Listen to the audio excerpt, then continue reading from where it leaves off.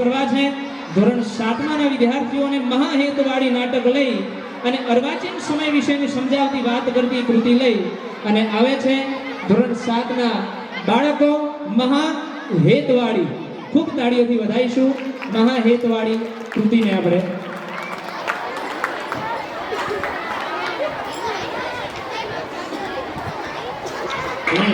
કોઈ વ્યક્તિ ખૂબ મહેનત કરીને સફળ થાય પણ એના કુટુંબના લોકો જ બરાબર ન હોય તો એને સાથે રાખવાના કે છોડી દેવાના? જો તને કહું, લીંબુ ચમચીની સ્પર્ધામાં લીંબુ પડી જાય અને વ્યક્તિ સૌની આગળ નીકળી જાય તો એ જીતી શકે? ના રે, લીંબુ પડી જાય તો વ્યક્તિ આગળ નીકળવા છતાં હારી જાય. આ લીંબુ એટલે આપણા સંબંધો. આ સંબંધોને લીંબુની જેમ સાથે રાખવા જોઈએ. સંબંધો સફળ થવા માટે પૂરક છે અને સફળ થયા પછી સંબંધો વગર અધૂરક છે.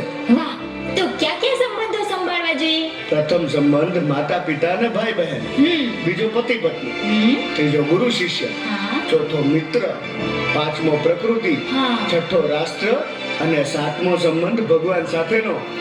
આ સાતેય સંબંધમાં સ્વાર્થને બદલે સ્નેહ આવે તો જીવન આનંદથી છલોછલ ભરાઈ જાય. ચાલ, તને એકે એક સંબંધ કેવી રીતે શ્રેષ્ઠ બને તે બતાવું.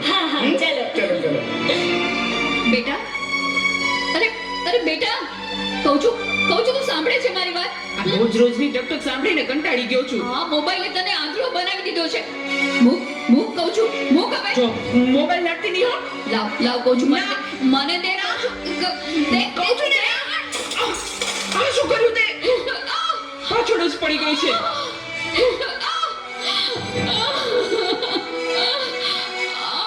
બોલાવતી નહીં હવે મને.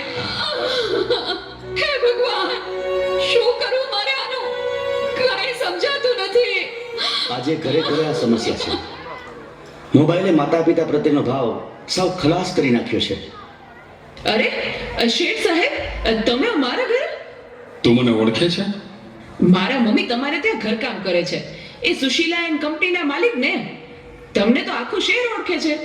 તને ખબર છે બેટા સુશીલા કોણ છે અને હું આ સુશીલા કંપનીનો માલિક કેમ બન્યો? ના. તો સાંભળ. અતિશય સાધારણ કુટુંબમાં મારો જન્મ થયો.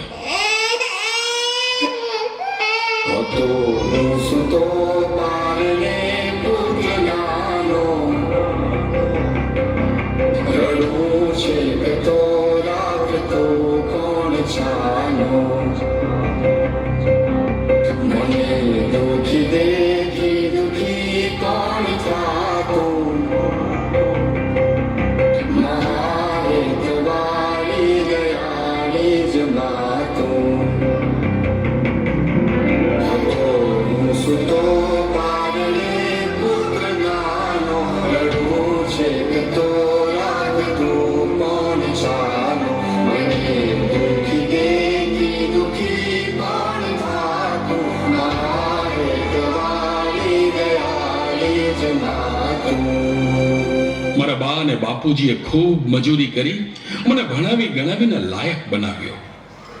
હું ખૂબ પૈસા કમાવા લાગ્યો. લગ્ન પછી જુદો રહેવા લાગ્યો અને મા બાપને ભૂલી ગયો. પણ કુદરતે મને થપાટ મારી. મારી બંને કિડની ફેલ થઈ. મારી પત્નીએ આ વાત સાંભળીને ડિવોર્સ લીધા. પણ મારી માએ જ્યારે આ વાત સાંભળીને ત્યારે ગાંડી ગેલી થઈને દોડતી મારી પાસે આવી. અરે દીકરા એમાં શું ફસાઈ ગયો હે? હું છું ને તારી બા. હું જીવું છું ને ત્યાં સુધી તને કઈ નહીં થાય દીકરા.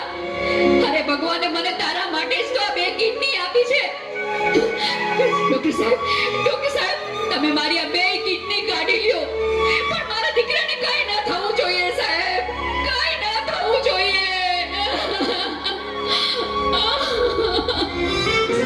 માથી મોટું કોઈ નહીં મળે ને હોય જગદીશ કે જગદીશ સૌ કોઈ નમાવે.